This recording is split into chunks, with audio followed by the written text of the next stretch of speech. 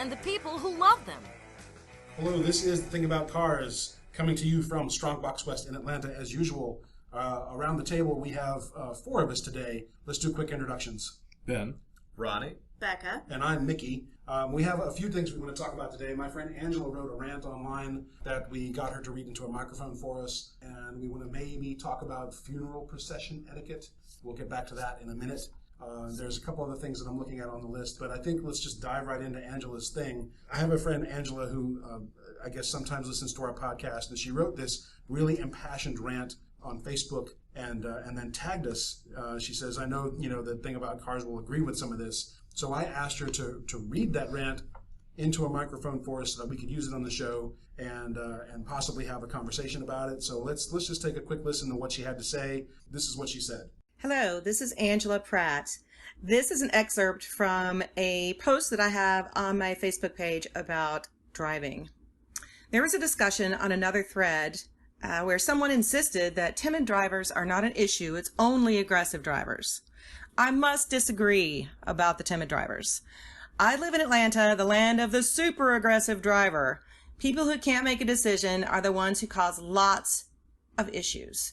If you can't hit the gas when the rant meter is green, then you confuse the driver next to you who's wondering if you're going or not. I've seen too many near collisions because of this. And along this same line, learn to merge. It's also important that drivers on the interstate stay out of the far right lane so people who are entering can merge instead of riding on the shoulder. There are also slow drivers in the wrong lane and people who can't decide which lane to be in. They also cause confusion.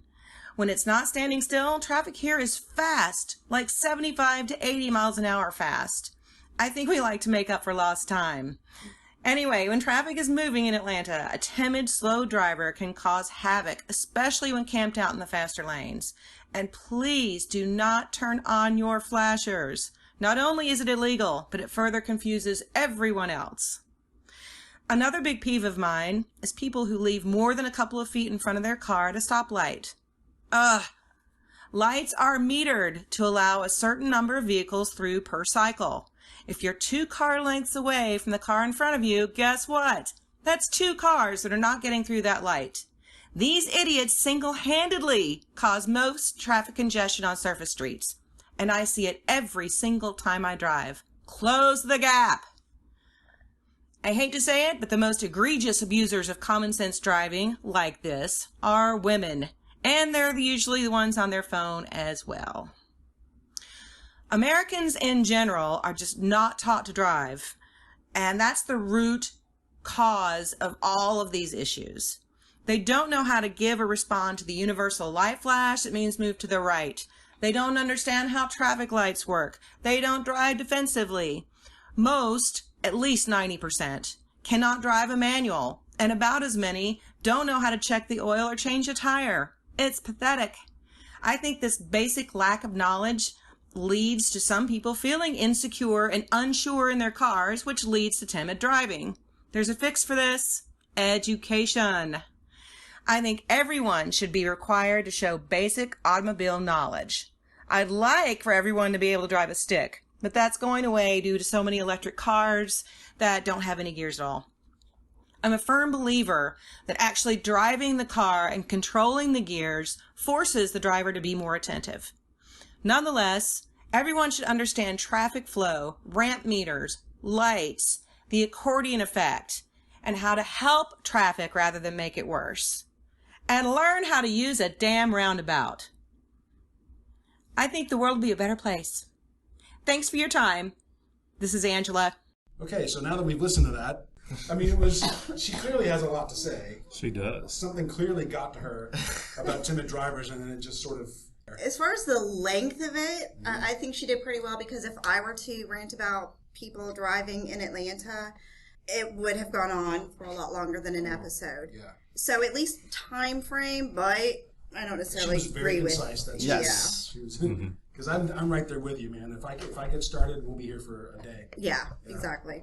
But she said a couple things which sort of stuck out to me is like, we're an undisciplined lot of drivers by and large, and I think that's true. Yes. It's true. We have a city that has more and more roundabouts cropping up around it, but no one knows how to use them. No one knows how to navigate them. I feared them coming to Georgia, so it's been 20 years since I first feared that, and they are popping up everywhere. Right, and people don't know you're supposed to signal when you're leaving a roundabout. Well, my issue with that, and I do signal, but the angle of the roundabout, if you don't have a front-mounted turn signal, the people that are waiting, just because the angle you're going around the roundabout, they can't see that right turn signal. I think it's for the people behind you.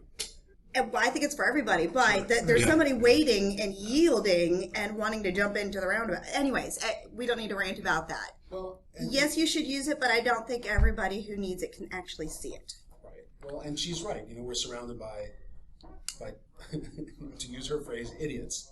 That's being very nice. That is being very nice. Like I was driving, I can't remember where I was driving the other day in the rain, in a very hard rain. And this, I just got to say it, I don't have the vocabulary for it. This idiot comes barreling up behind me in a late model Charger, and his daytime running lights around his, the LED headlights that frame the actual headlights. The halos? Not even halos. They're it's just a strip. Oh, okay. I know what you're brand talking new about. Chargers. His daytime LEDs were red. So here I am looking at this car coming up in my rearview mirror in the hard rain, and I swear to God I'm looking at taillights the entire time because he doesn't have his headlights on in the rain like he's supposed to. It's just the red daytime drivers. And I'm like, this is, one, it's illegal. Two, it's just flatly unsafe. And I think what we also need to tell the listeners, I've heard so many people have this conversation, and they're kind of getting it wrong. The headlights that you turn on when it's raining is not so that you can see. The headlights on your car during the rain is so other people can see you. Yes. Okay, Exactly. and so many people argue, I don't need to turn them on, I can see, or it's daylight. That is beside the point. If it's coming down hard enough, we've all seen it, you can't see 5 feet in front of you. That's why your headlights are on, so other people can see you. Turn on your lights in the rain and don't turn on your blinkers in the rain. Yes, that's what I was going to say. The flashers are not helping. Have your headlights on, have your taillights on, make sure all the light bulbs are functioning on your vehicle, for the love of God. And don't drive faster than you can see. Right. Oh, God, yeah, that's... Ronnie, you about to say something? No, I mean, we had a very simple rule in the North, a lesson that stuck with, I think, a lot of my classes. If your wipers are on, your headlights should be on. Yeah. Right. If you don't see the sun, you should have your headlights on. And stop depending so much on your auto headlights because they don't always work. Right. If there isn't enough darkness to turn your headlights on, and car manufacturers, if you're listening, you should really include a program feature where if your wipers turn on, your headlights should automatically turn on. And every time you're cleaning the windshield off of bugs, you're going to be flashing the oncoming drivers. Well, I know, depending on which way you use right. the switch. I mean, usually you can use the software to program that differently. From intermittent to actually on. But it's not that hard. Like, as drivers, we should be aware enough to know whether our headlights are on or off. And again, I think I've credited this to a design flaw by the manufacturers in previous episodes. It's hard to know whether your headlights are on and off because of how your instrument cluster glows. Back in the day, I think a lot of us would agree that when you turned your headlights on, your dash and your interior would light up along with it. But nowadays, they're always lit up. So you don't know if you're... That used to be a lot of people's measures, but it shouldn't take much for us to look. Well, the Mazda has that little icon that turns on when your headlights come on. Yes, and I was going to say that. I have a couple of cars that have icons for the fog lights and or headlights to let me know they're on. But if you're really that confused, just get behind a car that's shiny enough to reflect light. Seriously, every time I have thought that there was something... No, you just want to see two round lights bouncing back at you. Great, your headlights on. Right, exactly. Both of them, you know. Or there's what I do whenever I'm driving, my lights are on. Well, there's two other things about Angela's rant that I want to get back to real quick. Yeah. One is simply related to speed. I'm sorry, man. Go for it. No, one is simply related to speed because I'm a guy who likes to drive fast. I like driving fast, and yet I look at the city of Atlanta in particular, and everyone's in such a rush all the time. And I think in a rush that is not about the pure safe enjoyment of speed. It's a rush that says, get out of my way or I'm going to move you, right? Maybe I'm wrong in that perception. No, I think you're right. It's very culturally ingrained here that you rush and do everything. Yeah, it's sort of a factor of entitlement plus something else, right? Yes. And I don't know what that other thing is. Maybe in the morning, especially, people are like, I have to get to work. Nothing else matters. Yes, I'm the most important person on the planet. How do you not know that I'm running late? I have a meeting. Look at my fancy, expensive car. I'm better than you. Insert all the things here. Equals up to move out of my way. Yeah. So I think Angela's point about education is actually spot on. Yes. But in addition to skill, I think what we're not teaching people anymore is just pure courtesy. Yeah. I think people as a whole, it's more than just driving. Courtesy is lacking from a lot of things. So it's probably just a sign of our society, and I'm not saying it's good. I seem to be the last parent teaching their child to say thank you and please. So I think it's as a whole. Completely right. It's like turn signals. If you're going to change lanes, use the turn signal. And you don't have the right of way if you do use the turn signal. You still have to wait to make sure the other car is aware that you have your turn signal on. And no, our A-pillars are not transparent. I will say that it has been rather frustrating to me a number of times where I would put my turn signal on and I come to... And we still won't let you over, right? Right. So I'll address this in a way of one of Angela's comments as well. She talked about how Atlanta is the land of the super aggressive driver. Have to disagree with you there, Angela. If you've ever been to the Northeast in New York, New Jersey, I have. Maryland, Virginia, I think I scared them. our turn signal. Our turn signal doesn't mean would you let me over? It means I'm coming over. Get out of the way. But I was saying, though, as far as legal, you're Well, no, there's a difference because you're right. Up north, it is sort of not a request; it's a warning. Yeah. But down here, when I put on my turn signal, sometimes it feels like an invitation for someone to block me off. Yes, and that drives me Yes. nuts. Yeah. Like, we can do this the easy way or we can do this the hard way, fella. Like, I'm going to turn my turn signal on. I'll give you the opportunity to speed up or slow down. I don't care what it is. Just please move. Yeah. Yeah. And then you don't. I'm going to make things hard for you because I may be guilty of what Mickey addressed earlier. I have somewhere to be. I don't care if you don't. Apparently, like 70% of Atlanta doesn't have anywhere to be. But I have somewhere to be. And so I just want to go. It's not that I'm trying to think that I'm the most important person on the road. I'm just trying to do what I was educated to do growing up. And that was move. Just keep moving. You know, at least hit the speed piece of limit. it is if you look at the actual math behind what it means to move fast. Let's say, okay, I live down in the Stockbridge, Jonesboro area, right? Getting up to, let's say, my fiance's house is generally speaking a 40-minute drive. Now, I can do that 40-minute drive, average speed of 70 miles an hour, which is what I normally do, and it takes me 40 minutes. If I do it at 60 miles an hour, it'll only take me 45. Is a 5-minute difference really worth it? They get the illusion they're getting there faster. I don't know. Right. Yeah. But part of Angela's rant was Atlanta's moving at 75 to 80 miles an hour, and I actually need to throw my hand up on that one. I have, in Mexico, you say that so you can't get in trouble for giving a location. So in Mexico, I was driving 90 miles an hour, and I had to use the middle lanes because I was being passed frequently, and I was doing 90. So it depends on any given day. The people that are around you easily. Well, and the caveat to that is, you know, one of my first reactions was, wouldn't it be nice if we could reliably go 90 miles an hour all the time? Anyway, in Atlanta traffic, you know, you're dead if you're in traffic. It's at best 20 mile an hour crawl. So. And I think speed has a lot to do with relativity. You know what I mean? I think it's actually in the formula. No pun intended. Right. No physics puns intended. Yeah, seriously. So, I mean, it's great that, you know, if we could all agree on a relative speed, everyone's like, oh, no, speed kills. No, it's actually suddenly stopping that gets you. Yeah. And that starts Yes. at the 60 mile an hour mark. And that also has to do with the safety of the vehicle. It has to do with the conditions, what impales you, et cetera, et What cetera. impales you. So did you hear about the guy, I think it was in South Carolina or maybe it was North Carolina, driving a Hellcat clocked at 198 miles an hour? No. Yeah, this was within the last 24 to 48 hours. Holy Oh, smokes. jeez. Which will give our listeners a time frame as to when this episode was actually recorded. I think it was North Carolina Highway Patrol clocked them at 198. And they are vicious with their speeding tickets. Yeah, they don't mess around. So, and it was easily one of those things that was done at like, the very small hours. So they were on an interstate.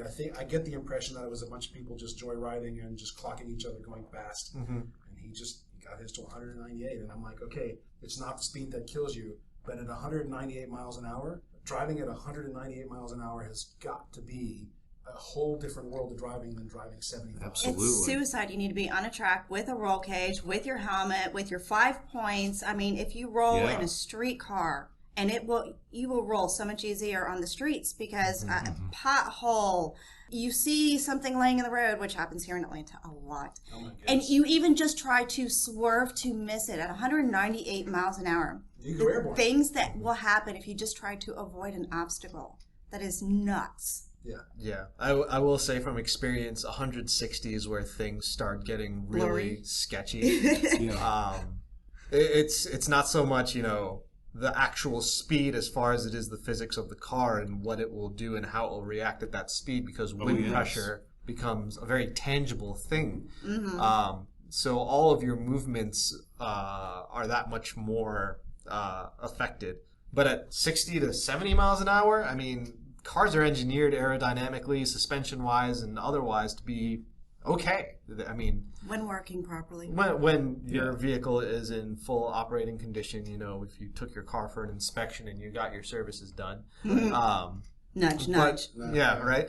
But a lot of vehicles are engineered for places like the Autobahn, where you can fly at 130 miles an hour and be just fine. And you can pay to have time on Road Atlanta. If you want to do that, if you want to have fun, pay some money, go down to Road Atlanta. That is true, but I mean, the counter argument to that is, what if you're not wealthy? Track Have teams they are not upped cheap. the price at Atlanta? I mean, you can do Road Atlanta track days. You can get a weekend for $200 some odd. That's a lot of money. It's a lot of money, but I mean, so is getting many caught at 90 miles an hour. Yeah, that's a lot more than $200. Yeah. Right, and it's a lot cheaper than dying. Right. I mean, so you have to really evaluate what you're doing. I mean, there's the people like me that just want to get a place. I mean, I drive a little bit on the faster side because it keeps me more aware. There was a period in my life where I did an experiment where I tried to go the speed limit and I tried to stay in the right lanes with the slow people. But everyone in the right lanes becomes so unattentive. They play on their phone more. They fiddle with their radio more. They become more animated with whoever they're conversing with. They take the driving for granted, and they have become a lot more dangerous. They swerve. They change lanes without using a signal. They are unaware of people that are trying to change lanes. But when I speed up to my usual 70, 80 miles an hour and I try to stay in the left to left center lanes, people are more attentive. They will signal more. They're typically, they sound like more aggressive drivers, but they are really more aware drivers. And it kind of gets botched up when people from the right lanes move to the left lanes because they think it's their right, or they pay for those roads just the same. I hate it when I'm just driving down the road, things are not that crowded, and the car in front of me just inexplicably changes lanes. There was no one in front of you. Why did you change lanes? I'm always yelling that. Or you'll have 5 lanes and there's hardly anybody around, and you've got a Prius doing the speed limit in the left-hand lane. We've got 3 laws that tell them to get over, and they still think yes. Especially Floridians. Right. Yeah. And I'll say this one thing, and then we'll jump on to the next topic. I did do the Mythbusters mileage experiment, except I did this way before Mythbusters even existed. And I did all the things. I pumped up my tire pressure. I drove the speed limit for one tank. I can't remember what else I did to the actual car, but driving the speed limit and checking the tire pressure were the 2 biggest things I did. And I got a 30% increase in 30% increase in my gas mileage. I was going to make a joke about a 1/100th of a mile. You saw I saw. This was, to be fair, this was a Honda Civic. I was going to ask. I was thinking it was the V6. No, it wasn't the V6. Okay. I should probably do the same experiment with the V6, but it was a Honda Civic without cruise control. I bet with cruise control I could have eked out a little bit more. But yeah, just normally aspirated, in fact, carbureted engine. I got a 30% increase in gas mileage just from slowing down and correcting my tire pressure. You didn't cheat and tweak it to be lean, did you? Nope. Didn't mess with the thing at all. Well, before we get too far off the topic, and Ronnie touched a little bit on as well, something Angela said in her rant, people need to move out of the right-hand lane so that people coming onto the highway can merge. No. Right. No. First of all, that's where you learn how to merge. And by the way, people, if you can't figure it out, one car from the right, one car from the left. I'm pointing in the wrong direction while I'm saying it, but it goes right, left, right, left, right. It's like, and those entering do not have the right of way. Right. They have to right, yield. they're supposed to yield, yes. Yeah. So those people getting onto the highway. There used to be yield signs. Yeah. Yes, they're supposed to yield. They are supposed to adjust their speed. And yes, everybody, that also means accelerating as well. But you match the speed. You've got the ramp to give you time. You merge. Don't force everybody, all the slower people, over to the left. Now you've got another problem. Well, that takes me back to my other issue of courtesy. Like if you see me coming onto the highway. Start pacing. Yeah, start backing off. Leave at least one car length in front. Plus bumper room, obviously, but room for at least one car to get over. Ronnie, do we have time to quickly talk about annual inspections, or should we save that for the next episode? I mean, I think we kind of trapped into it a little bit in this whole discussion.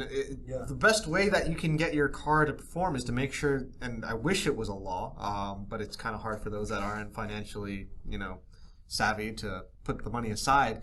But an annual inspection is kind of important because if a car doesn't perform at its peak, then we can never have laws that force drivers to be where they should be. Because if the cars are falling apart, then, accelerating gets harder. Stopping gets harder. Changing lanes in an emergency and defensive driving gets harder. You can't really turn your headlights on in the rain if your headlights don't work.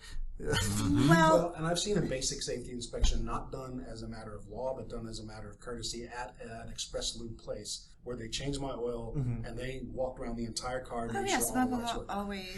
But the emissions people who are required by law to get your emissions done every year here in Georgia, the emissions people don't do anything like that. Exactly, and that's what I would make as part of your annual inspection because I think I lived in Texas for a few years. That's a good example. It's not a really in-depth inspection. It costs $25-$40 depending on where you get it done. But they check the lights, they check the horn, they check the wipers, they make sure you've got bumpers, all that basic stuff. Right. And that's all I'm really kind of talking about in terms of inspection. Your car doesn't have to be 1,000% factory or showroom perfect. Right. A little bit goes a long way with safety. Your wipers should work. You should be topped off on all your fluids. Please so you have don't all randomly your brake overheat. lights. Sorry. I thought you were going to take a breath there. The brake lights. Have all your brake lights. Have brake lights, tack lights. Because, even as a master mechanic myself, I can't tell when my taillights are working. Like, I have a special tool, and then I still have to remember to use that special tool to check every so often whether my taillights are working. I usually depend on my wife following me to tell me that, my Back lights up are to out. a wall and look in your mirror. Right, yeah. Well, see, that's what I'm thinking of. I tend to not have people that help me out. So I frequently do light checks because I'm always stuck behind the person without brake lights. It drives me nuts. A storefront that has glass. Yeah. Every time I get near something shiny, and y'all were kind of laughing earlier with the headlights, but that's what I do. Anytime I'm near something shiny, and if I'm in an area where there is a glass front with the store, I will pull my car in one way, put on the turn signals, turn my car around, and I'm doing my own self-light check. Yep. It's one of the best things that you can do. Just make sure they work. Ronnie, maybe now's a good time to talk about the other annual element that we wrote up on the board. In addition to something like an annual inspection of your car, you said annual testing of your driver's license. Because hold on, I'm standing ovation. Standing ovation. And I know a lot of listeners will be opposed to this, but you must understand this is with the caveat of improved public transportation because you people do need to get around places. We all have things to do. However, you can't suck this much at driving. Like my mind, they can. They do. My mind automatically says, Georgia, you cannot be this bad at driving. It has to be illegal. And then I realize it's not. We need higher standards and regular checks for licensing. Agreed. And even in Fulton County, to get your driver's license when you're 16, you don't get on the road for the test. We drove around the parking lot. One thing that I had crossed my mind, some people do just truly suck, and I find driving to be like other sports. Some people are naturally inclined, some people can learn it, and some people are never going to get it. It's either athletic or artistic or whatever you want to call it. what I think there ought to be regulations to the driver's license. If you're tested to what capacity you can drive, oh, I'm sorry, you kind of suck at driving. You are not allowed to get in that left-hand lane. That would be great. Restrictions to where you can drive depending on your skill set. I thought about that for gradated license qualifications or something, so that if you have a license to drive, like the bare minimum lets you go the speed limit, but if you can have the advanced license, now maybe you can go 85. I feel like that's paying homage to the video game Gran Turismo. Yes. Get your S-Class license.